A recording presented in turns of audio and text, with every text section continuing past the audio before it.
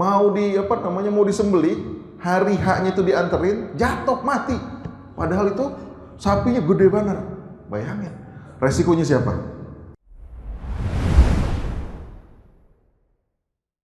Bismillahirrahmanirrahim. Assalamualaikum warahmatullahi wabarakatuh. Alhamdulillah wassalatu wassalamu ala rasulillah wa ala alihi wa sahbihi wa mawalah. Amsayna wa amsal mulkulillah walhamdulillahi la syarikalah la ilaha illa huwa wa ilayhin nusyur. Amsayna ala fitratil islam wa kalimatil ikhlas wa ala dini nabiyina Muhammadin sallallahu alaihi wasallam wa ala millati abina Ibrahim hanifa wa makana minal musyrikin. Jamaah salat maghrib dan salat isya insyaallah yang dimuliakan oleh Allah.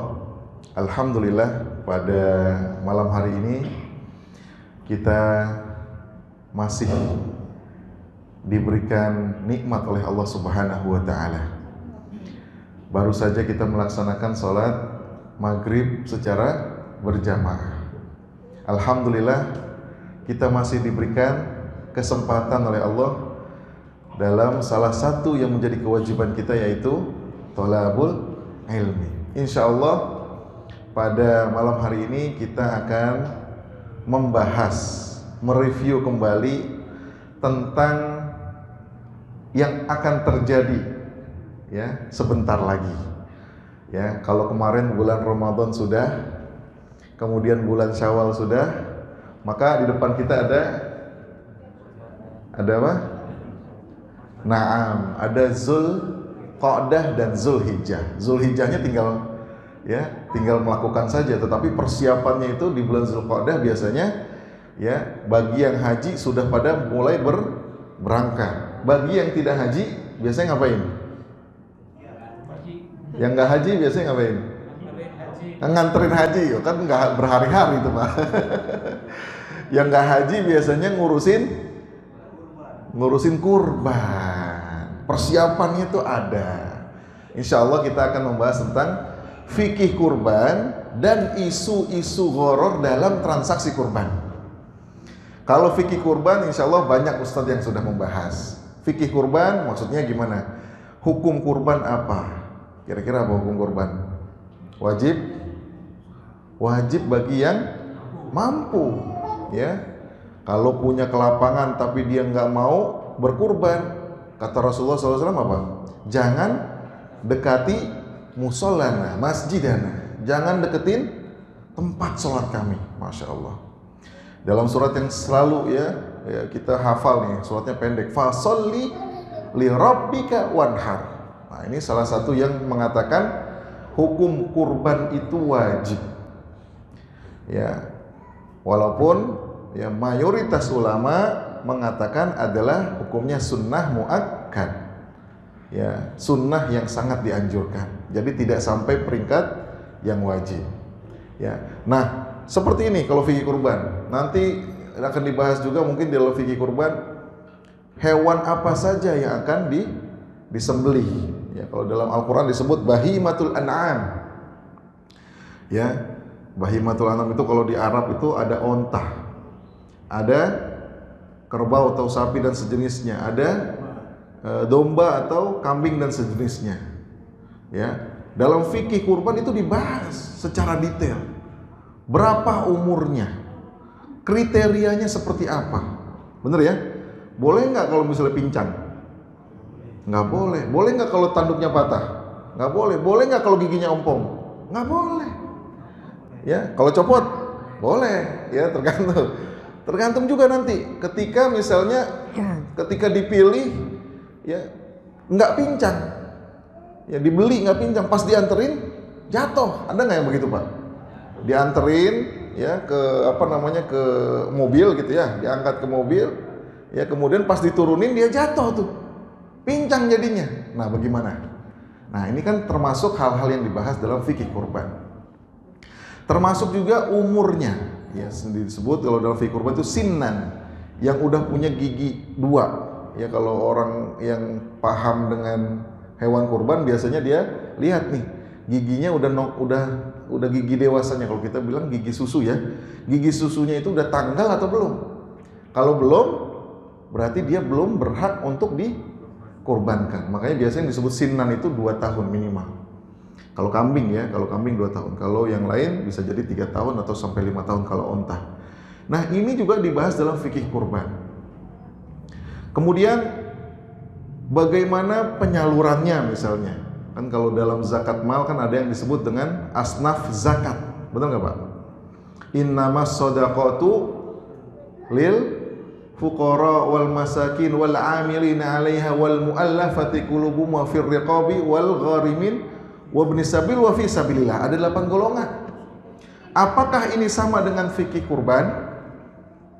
Ya, zakat yang tadi kita sebut asnafnya itu atau orang-orang yang orang-orang yang berhak menerima daging kurban, ya, apakah sama dengan ya zakat atau tidak? Nah, ini semua dibahas di dalam fikih kurban. Kita nggak mendalami itu.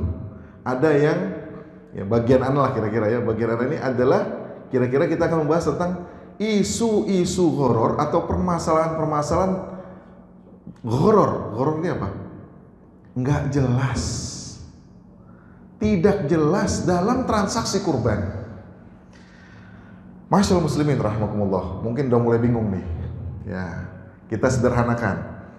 Kalau bapak-bapak, ibu-ibu sekarang membeli hewan kurban, biasanya caranya seperti apa? Manual atau tradisional, artinya kita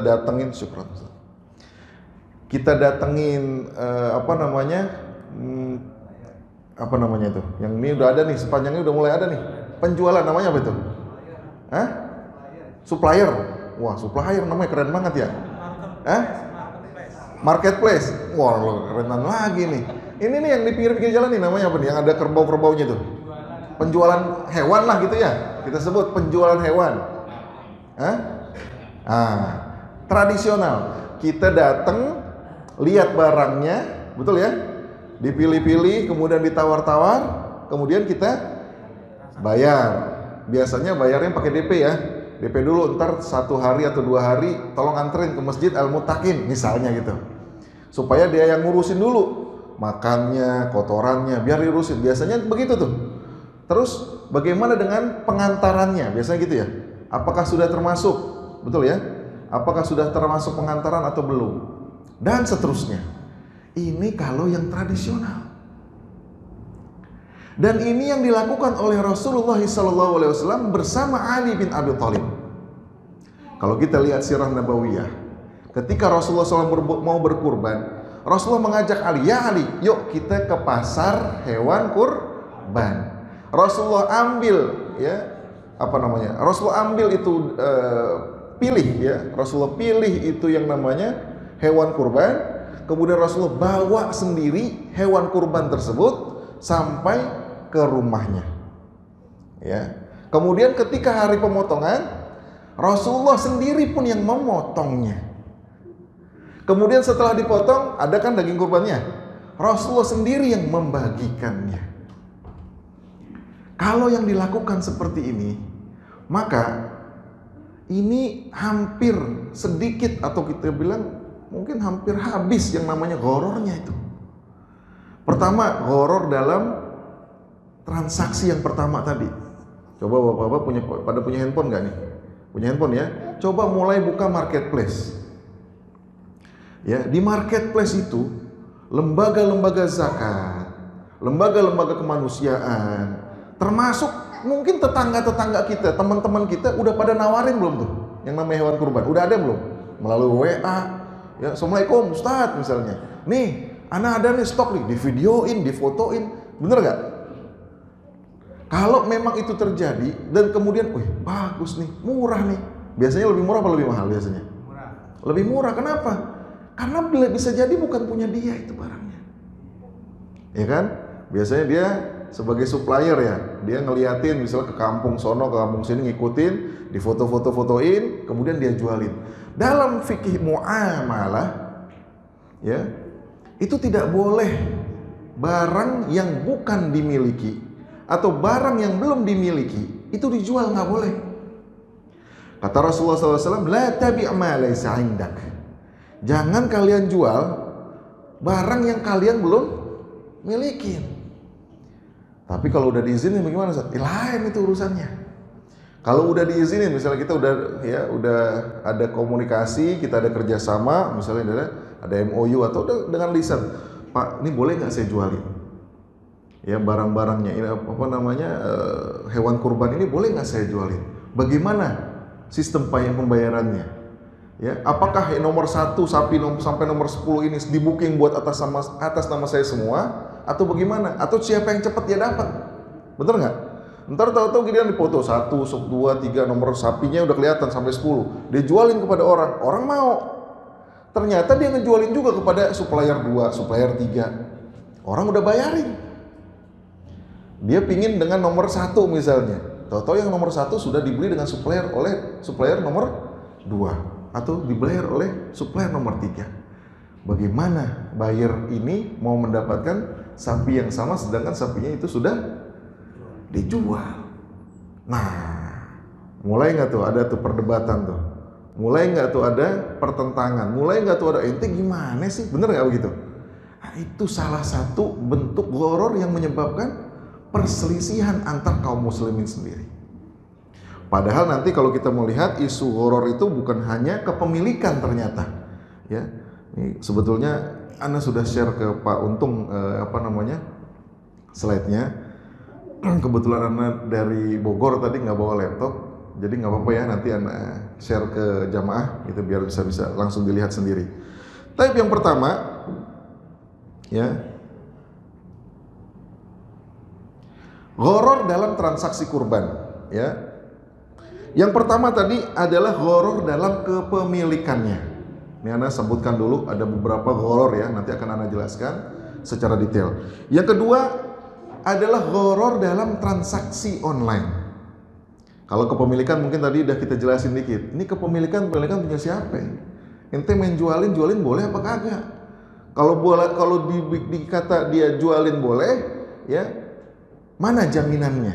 Apakah udah di DP-in nomor 1 sampai nomor 10 ini ya sudah diblok buat si supplier nomor 1 sehingga nomor 1 harus ya menjual ya dalam waktu beberapa hari gitu ya. Kalau ente nggak bisa jual nomor 1 sampai 10, antum nggak boleh jualin lagi.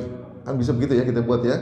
Maka ini menjadi hak sepenuhnya pemilik hewan kurbannya. Kembali lagi ke pemilikannya.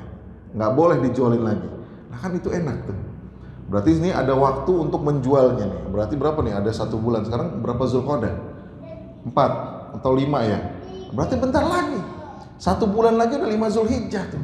Udah ada itu mungkin yang namanya hewan kurban udah mulai didistribusikan ke masjid-masjid.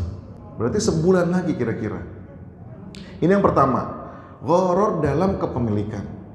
Harus dijelaskan betul-betul bagaimana kepemilikan tersebut. Punya siapa? Jangan punya orang main jualin aja. Ibarat kata nih, kita ya kalau contoh yang lain misalnya, biasanya kalau Anda mencontohkan seseorang ya, ini ada bertetangga ya. Tetangganya ngeluarin motor. Kebetulan motornya motor sport, jarang dikeluarin nih motor. Ya, hari Ahad atau hari Ahad pagi dikeluarin, dicuci ya, mau dipanasin. Biasa begitu ya kalau motor sport ya, biar kagak soak gitu masalah akinya gitu ya. Tetangganya ngelihat, motor keren nih. Nah, ya enggak? Motor boleh nih. Boleh. Ya. Kemudian kata yang punya bilang, "Ente mau bayarin?" "Ya, aneh kagak punya duit." Ya. Kemudian kata yang tetangganya nih yang ngeliatin motor tersebut bilang, "Boleh enggak ana panasin keliling komplek? Nih, anak kasih nih, ya daripada cuma di situ-situ doang, ngeng misalnya, sekalian dah, anak puterin keliling komplek misalnya." Oke, dikasih. Ini dikasih pinjam atau apa dikasih motornya? Dikasih pinjam ya, buat keliling komplek. Tapi ketika dia keliling komplek, di pojok gitu ya, ada temennya. Wah, keren nih motor baru nih, ya enggak? Alhamdulillah, iya, ente mau bayarin? Nih, anak kasih, boleh nggak kira-kira? Lah motor dikasih pinjam, ya orang mau bayarin kita kasih, Itu bukan motor kita, itu motor orang kita dikasih pinjam. Sehingga nggak boleh kita menjual motor yang bukan milik kita. Orang kita dikasih pinjam kita jualin, kagak boleh. Beda hasilnya atau beda ya perlakuannya kalau misalnya yang bilang tadi yang punya motor, ana udah mau ya ana mau upgrade nih. Tafadhol dah kalau ente ya mau muter-muter komplek, kalau ada yang mau bayarin nggak apa-apa dah. Kebetulan nih ya yang sebelah sono dulu ada yang nanyain. Sini Anda bawa pinjam ya, sekalian BPKB-nya sini. Misalnya gitu ya, misalnya. Atau difotoin, ya segala macam surat-surat lengkap, motornya mau diliatin. Taib. Ketika dia deal nanti, oke, berapa dealnya? Kan ini kan harus disepakatin dulu. Disepakati dengan yang punya barang. Taib, misalnya kesepakatan biasanya gimana? Dari ana misalnya motornya 10 juta, terserah ente mau jual berapa. Ada yang begitu? Ada. Ada lagi yang nomor 2, berapa ente? Nah, berapa ente jual? Ya, pokoknya komisi ente berapa persen? Ada gitu ya? Nah, begitu juga sapi, hewan kurban, bagaimana transaksinya? Jadi jangan main jualin, dia nggak tahu transaksi bagaimana. Gara-gara ya ntar udah tahu-taunya habis waktunya, ya ternyata sudah dikasih ke supplier yang lain, sapinya nomor 1 sampai 10 dijual, dia masih ngejualin barang yang nggak ada. Bagaimana caranya? Dan ini banyak kasus yang seperti ini. Giliran pengen dibayarin pada hari haknya, ya mohon maaf ya, yang kemarin itu nomor 1 sampai 10 udah dibayarin sama orang. Bagaimana urusannya? Ya, kalau dalam fikih muamalah, kalau udah begitu, maka dia harus menggantikan yang sama atau yang lebih baik. Ya, yang sama dengan yang dia pilih, misalnya ya tingginya sekian, beratnya sekian, ya nggak cacat misalnya, minimal yang kayak gitu. Ustaz, nggak ada yang begitu lagi, ente wajib mengganti yang seperti itu atau yang lebih baik. Kalau kurang bagaimana? Kurang nggak boleh, zalim namanya. Nah ini jangan main-main nih ya, dan kebanyakan dari kita ngegampangin tuh. Nah ini yang praktisinya mana nih ya, praktisi penjual hewan kurban harus difahami betul-betul kepemilikan barang atau kepemilikan hewan tersebut, apakah milik kita benar-benar atau bukan punya kita. Kalau bukan punya kita bagaimana? Kita punya transaksi dengan atau punya deal-dealan dengan pemilik sebenarnya. Nggak apa-apa sebetulnya kita ngejualin punya orang. Kalau penjualnya tadi yang benar-benar pemiliknya itu, yang penting dia kan laku, bener nggak?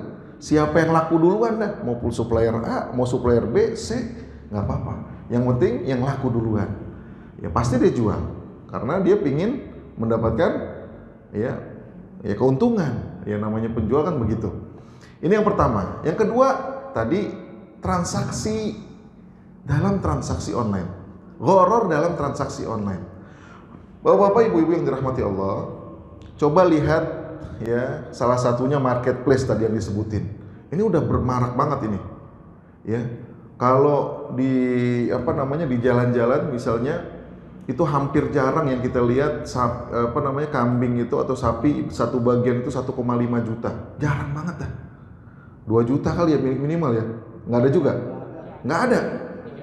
2 juta lebih. Wah 3 juta mahal juga berarti. Siap-siap 3 juta ya satu inian ya. Tapi coba lihat marketplace. Di marketplace dia kasih, kalau di sini ada ininya, ada gambarnya ya. Ana screenshot. Ya tahun 2024 ini udah mulai ini ada. Bayangin satu jiwa itu, satu sapi bagian itu 1,5 juta, 1,7 juta. Dan nggak diketahui di situ ya satu bagian 1,5, 1,7 di situ nggak disebutin tuh beratnya berapa. Kira-kira gharar apa enggak? Kita beli barang ya yang kita nggak tahu barang itu ya berapa beratnya, ya kemudian jenisnya jenis apa. Nah ini yang bisa ya, kalau kita kadang-kadang yang penting saya udah berkurban Ustaz, nggak boleh begitu. Rasulullah SAW tadi Anda katakan tradisional itu lebih baik. Rasulullah milih sendiri bersama Ali tuh, dilihat sendiri sampai ininya nih bibirnya itu dilihatin, giginya masih ada, dilihatin tuh. Kemudian kaki-kakinya nggak ada yang pincang, sehingga merasa yakin apa yang nanti dikurbankan itu adalah yang terbaik. bukan malah yang paling kuntet. Yang penting kan sama Ustadz, kan ada juga begitu. Yang kurus biarin Ustadz, sama aja Ustadz, nggak ada ininya, nggak ada dagingnya Ustadz. Yang penting satu jiwa, bener nggak Pak? Ada yang begitu. Nah kalau 1,5 kalau kuntet bagaimana? Ya, ntar di waktu di surga ditanya, ente mau surga yang mana? Mau yang Firdaus Ustaz. Ente kemarin korban aja pengen kuntet, yang kuntet aja ente. Nah, kan begitu jadinya, ya nggak? Ente maunya yang mantep, tapi ngasih ngorbannya yang payah nih. Aneh kasih yang payah juga dah. Kira-kira kalau mau diargumentasiin begitu kira-kira. Makanya Rasulullah pilih sendiri, kemudian Rasulullah bawa pulang sendiri dengan yakin. Nggak mau dianterin, nggak mau dianterin. Sebab apa nanti? Horor dalam, ada yang nanti selanjutnya dalam pengiriman tuh. Bagaimana pengirimannya? Tapi ya dalam transaksi online ternyata sekarang banyak banget Pak. Kita tinggal pencet handphone, ya kan? Handphonenya tinggal pilih mana nih, ya. Wah ini dia nih. Misalnya kita sebut lembaga A misalnya, ya dia ngasih harga 1,5, semuanya udah beres. Apa yang beres? Satu, pembeliannya belum tentu beres.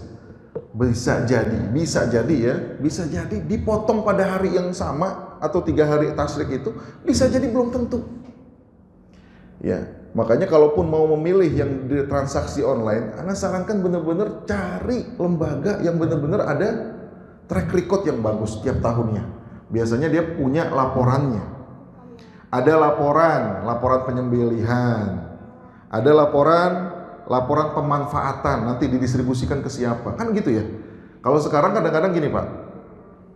Yang online itu ya, ketika kita membayar ya hewan kurban di lembaga A tadi ya, kemudian ya kita bayar dan kita mendapatkan resipnya. Oke, kita mendapatkan 1 jiwa. Itu 1 jiwa, itu kambing, itu disembelih kapan? Kemudian nanti didistribusikannya kemana? Biasanya ada nih, kalau yang lembaga-lembaga yang bagus biasanya tebar hewan kurban, THK. Biasanya nggak di Jawa. Dia pilihin tempat-tempat yang memang kurang mampu atau jarang makan daging lah kita bilang gitu ya. Di mana tuh? Ya di dalam-dalam ya. Di dalam-dalam pelosok-pelosok yang susah. Mereka sampai ke sana. Ya pedalaman, 3T Pak ya. Terluar, terdalam, terapa lagi tuh? Terpencil ya gitu ya. Nah, oke, kalau emang itu ada ya laporannya, alhamdulillah. Tapi jangan abal-abal nih, kadang-kadang kita pilih yang ya karena kan orang yang namanya marketplace dia bisa aja. Yang penting flyer bagus, menarik, orang jual. Ternyata ya laporannya nggak ada, pemanfaatnya nggak ada, disembelihnya kapan, nggak ada waktu disembelihnya, nggak dilaporin kepada kita. Jadi kita habis ngebit teran gitu ya, habis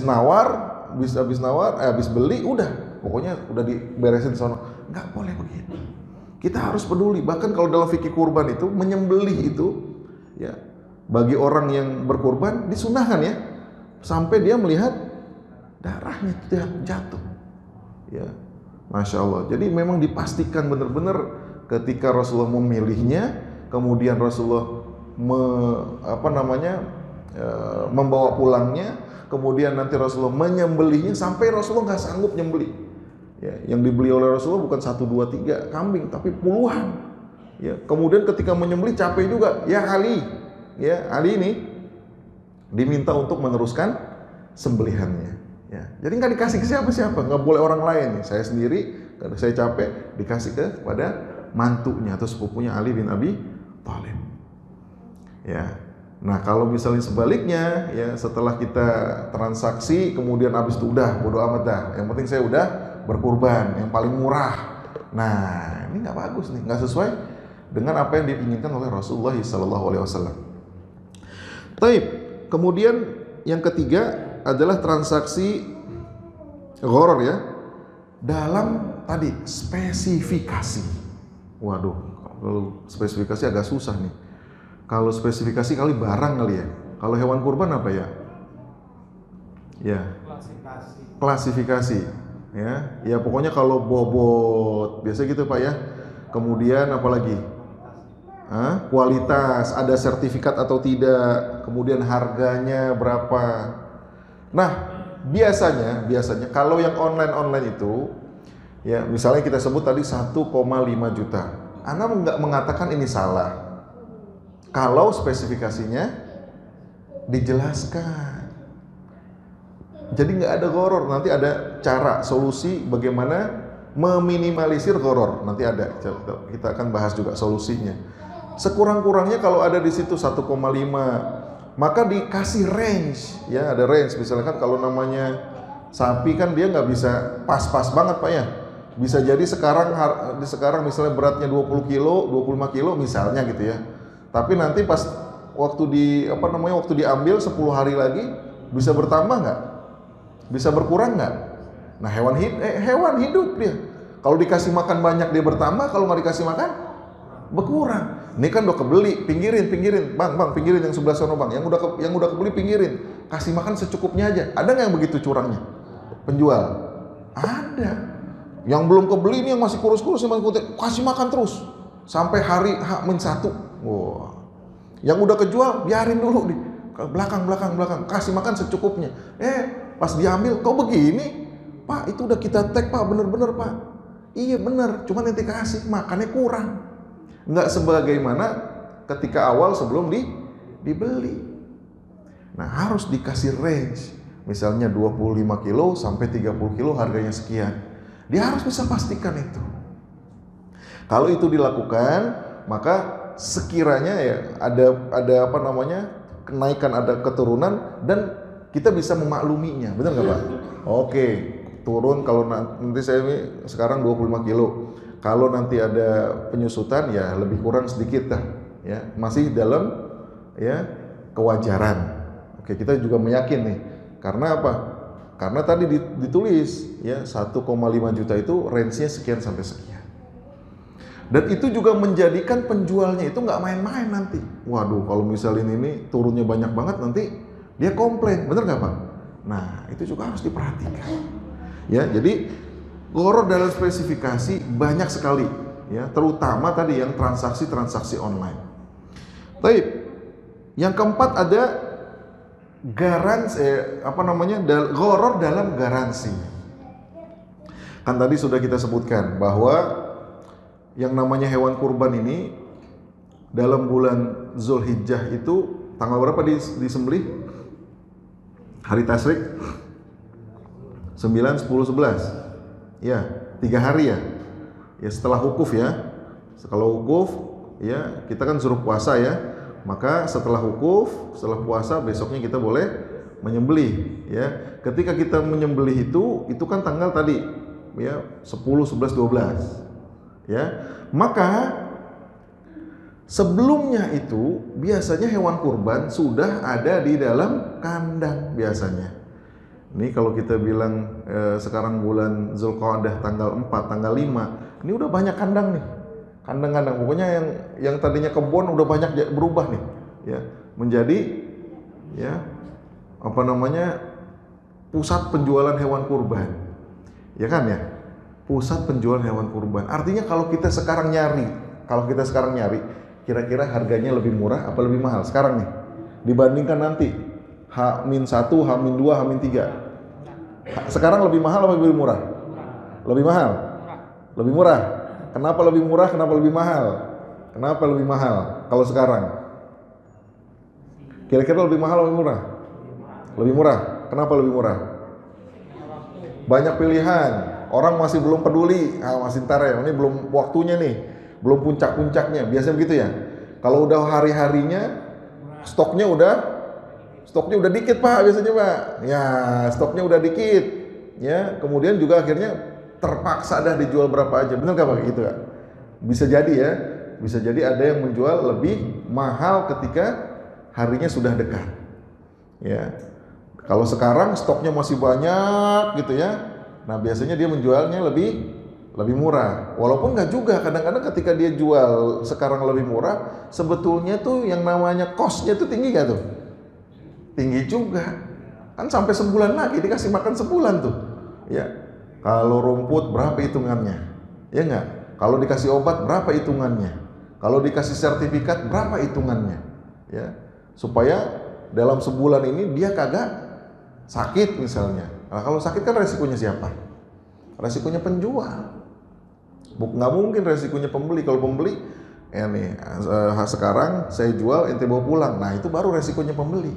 Tapi selama hewan kurban tersebut masih di kandangnya penjual, biasanya ya penjual yang akan menggaransi. Garansi apa tadi? Garansi tadi tuh.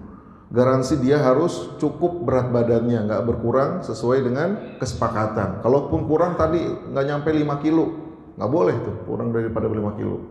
Spare-nya negatif, positif 5. Ya, kemudian misalnya tadi sakit, yang namanya hewan pasti ada tuh, ya nggak?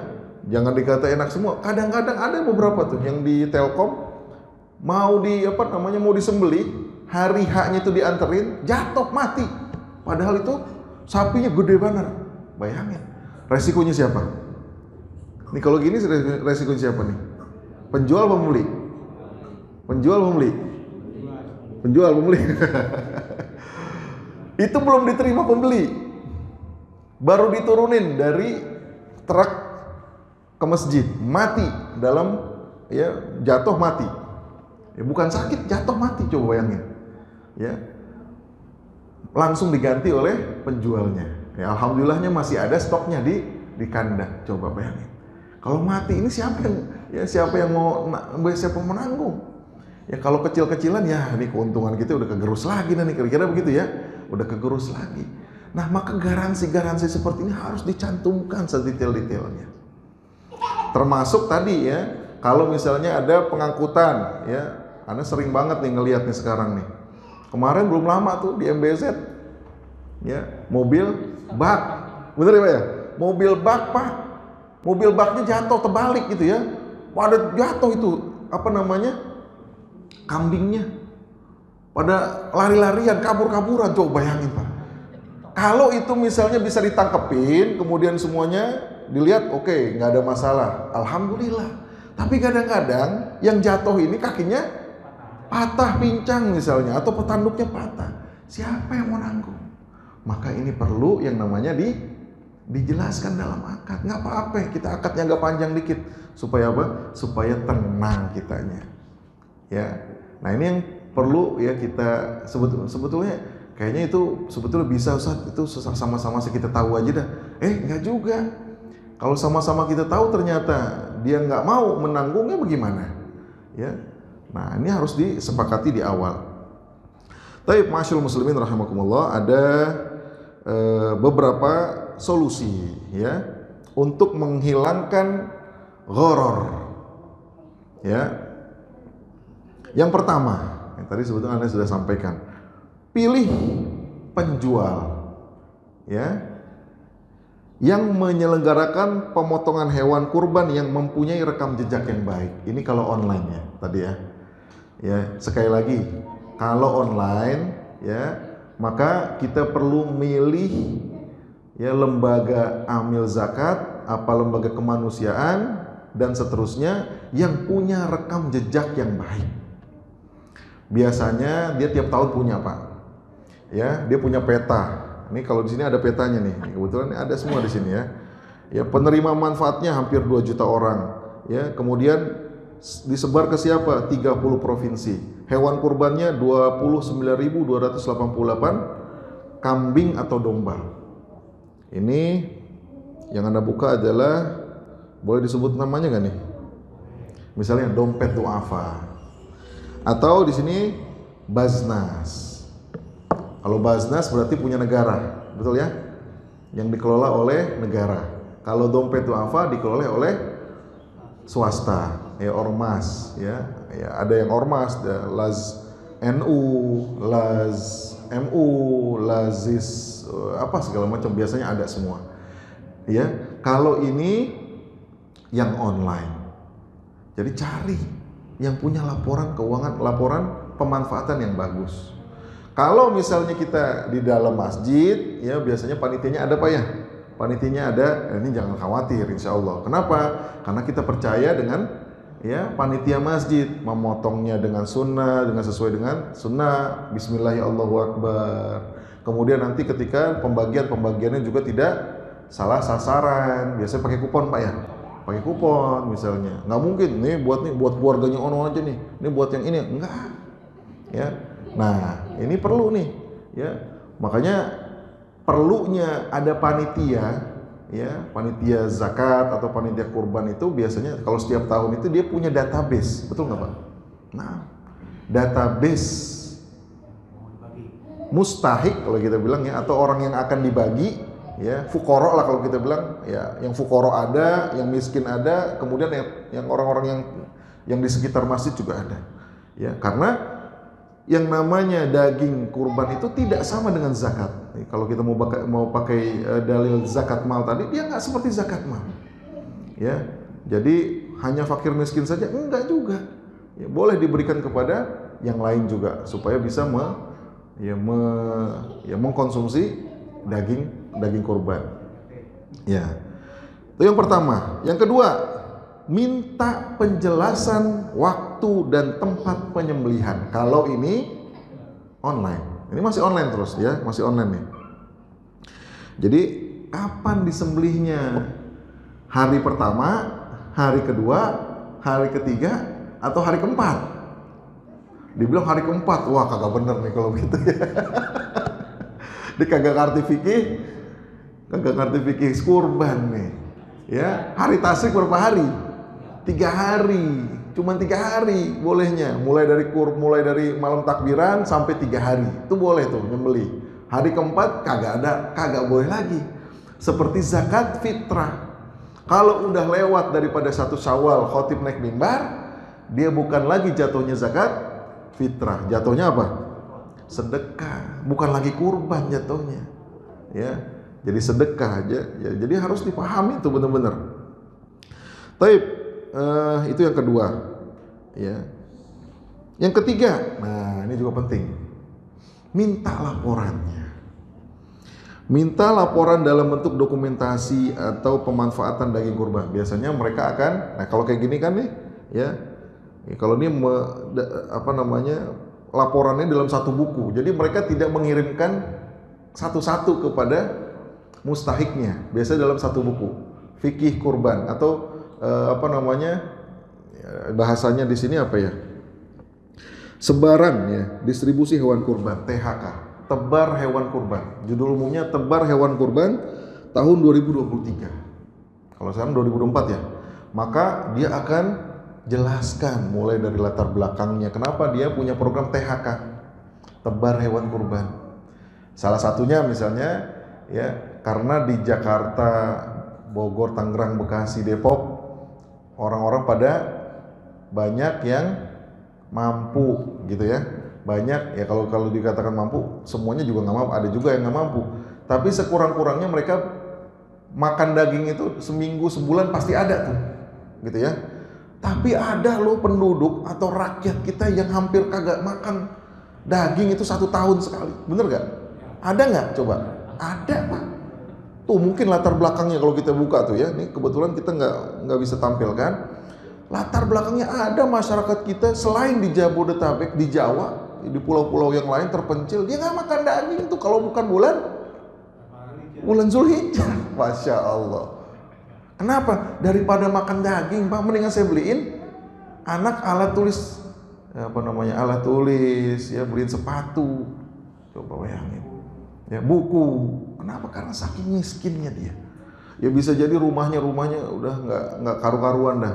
Ya masih tanah dan seterusnya. Masih banyak yang kayak gitu. Ini latar belakangnya.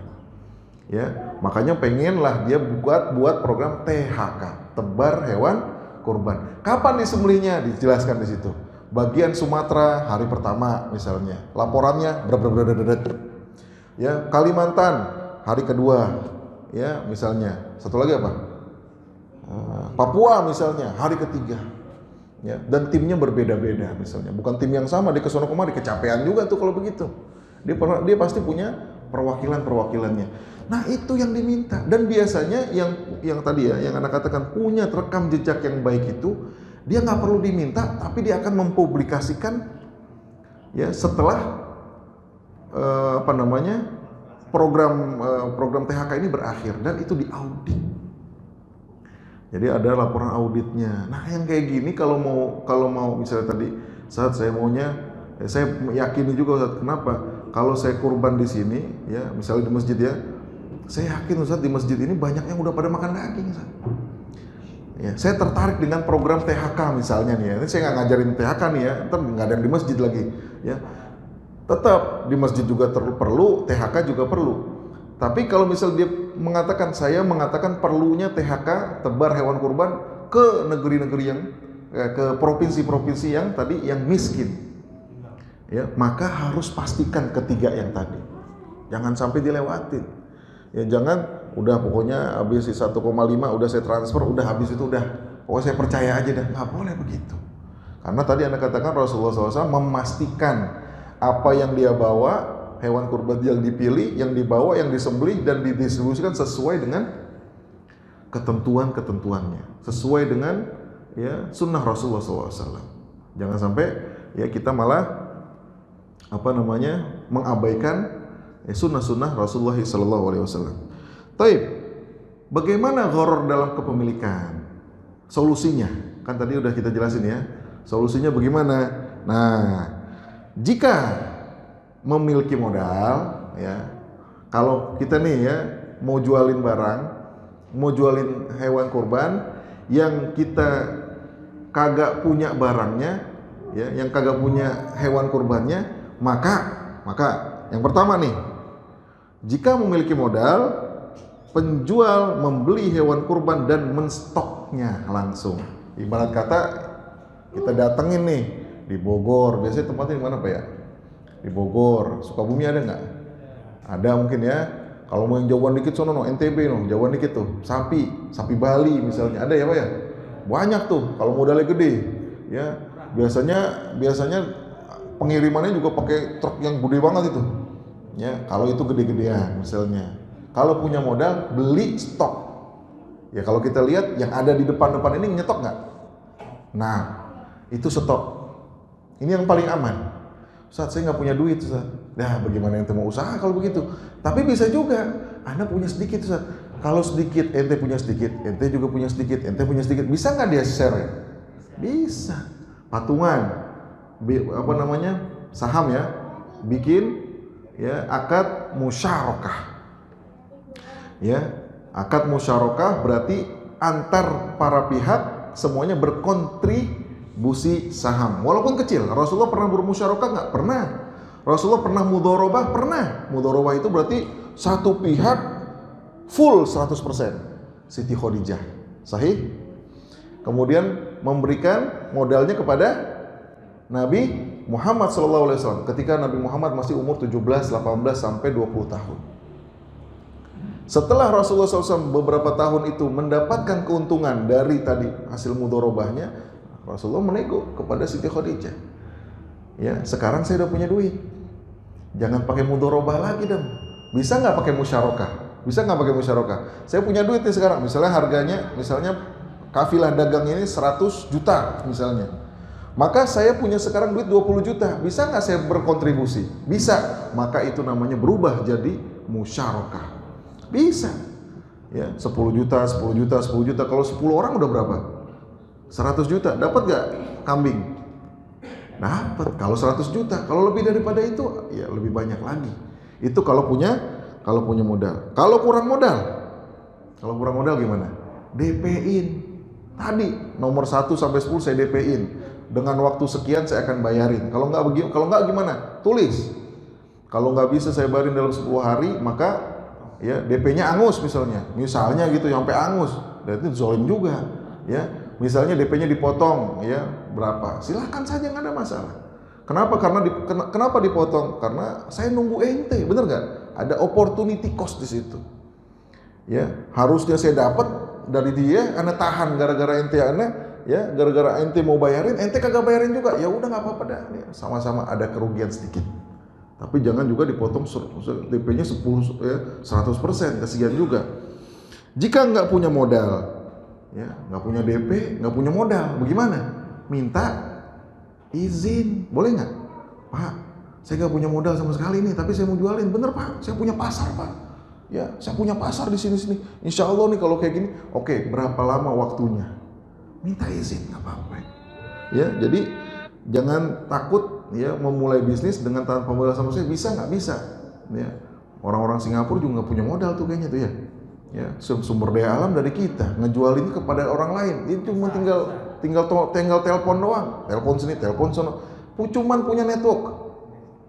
Yang nggak punya modal ini punya network juga, network kepada penjual, ya pemilik ya phone ya, network kepada pemilik sapi dan network kepada marketnya yang dia punya, orang-orang di kantornya, orang-orang jamaah di masjid.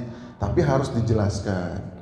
Yang terakhir ya adalah penjual meminta khiyar syarat. Nah, ini khiyar syarat, hak pilih. Ya sebetulnya khiyar syarat ini ada 8, tapi yang mudahnya adalah tadi. Misalnya tadi ada ketentuan, kalau misalnya saya nggak bisa bayarin, ya tadi ya misalnya saya nggak bisa bayarin sisanya DP nih, udah DP nih, kemudian saya nggak bayarin sisanya, bagaimana selanjutnya? Itu namanya khiyar syarat. Kasih opsi, jangan ya pokoknya ente kalau sudah DP itu harusnya antum beli, seharusnya antum beli. Nah kalau seperti ini agak saklek. Nah kayak gini agak susah, nggak fleksibel. Begitu juga, saya nggak punya DP, saya nggak punya modal. Pak, saya minta izin nih Pak ya, saya jualin. Iya siap. Pokoknya kalau ente udah minta izin, ente harus jualin. Nah itu juga saklek namanya. Ya, jadi ada hak opsi melanjutkan atau opsi membatalkan. Tapi ya tadi ada konsekuensinya. Wallahu a'lam bishawab. Ini yang bisa Anda sampaikan. Jazakumullah khair. Assalamualaikum warahmatullahi wabarakatuh.